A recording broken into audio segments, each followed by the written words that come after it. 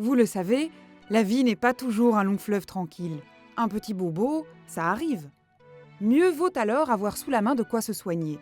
Et c'est vers la pharmacie familiale qu'il faut se tourner. Mais au fait, que devrait contenir votre pharmacie à la maison ? Tout d'abord, limitez le contenu de votre pharmacie au strict nécessaire. Beaucoup de petits problèmes ne nécessitent pas de médicaments et ceux-ci ont une durée d'utilisation limitée. Bien sûr, le contenu de la pharmacie dépend aussi de votre cas personnel.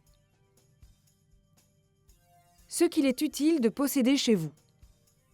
Pour les maux de tête ou les douleurs musculaires, un antidouleur, de préférence à base de paracétamol, par exemple du pétame ou du dafalgan.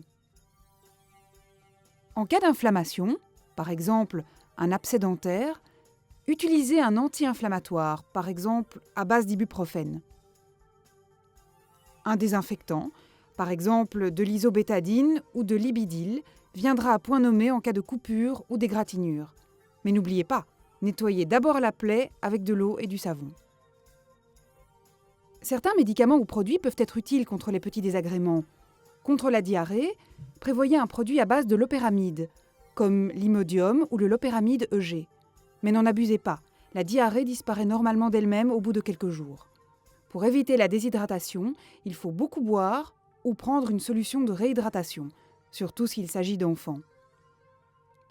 Si vous êtes parfois sujet au reflux gastrique ou aux aigreurs d'estomac, pensez à avoir un antiacide dans votre pharmacie, par exemple du Malox ou Riopan, mais il suffit souvent d'adapter votre alimentation. Le sérum physiologique permet de nettoyer les yeux ou de rincer le nez bouché. Donnez la préférence aux petites doses individuelles. Quelques accessoires ont aussi leur place dans la pharmacie. Un thermomètre, du sparadrap, quelques compresses stériles, des ciseaux à bourron et une pince à épiler pour éliminer les échardes. Une bande Velpo avec système de fixation à utiliser en cas de foulure, par exemple. Gardez à portée de main les numéros de téléphone d'urgence, ambulance, médecin, centre antipoison. Voilà pour le contenu typique d'une pharmacie familiale, qui est toujours fonction des cas personnels. Encore faut-il bien gérer cette pharmacie. Voyons cela. Ne placez pas votre pharmacie dans un lieu humide comme la salle de bain ou la cuisine.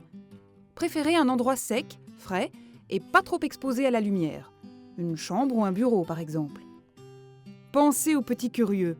Les enfants n'ont qu'une envie, aller fouiller là où il ne faut pas. Veillez à accrocher l'armoire hors de portée des enfants. Évitez de laisser traîner vos médicaments. Rangez-les systématiquement dans une armoire réservée à cet effet. Et soyez ordonnés. Classez-les par exemple selon qu'il s'agit de médicaments à usage interne ou externe. Certains produits sont sensibles aux températures trop élevées. C'est le cas des vaccins. Conservez-les au frigo.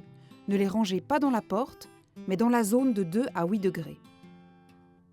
Conservez les médicaments dans leur emballage, sinon vous pourriez les confondre. Laissez la notice dans l'emballage. Vous pourrez la consulter si vous avez un doute. Vérifiez la date de péremption avant de prendre un médicament. Rapportez les médicaments périmés chez le pharmacien. Collez sur la boîte une étiquette rappelant les principales indications. Réservé aux adultes, à prendre dans quel cas, date de première utilisation. Enfin, n'oubliez pas que nous disposons sur notre site internet d'une banque de données sur les médicaments.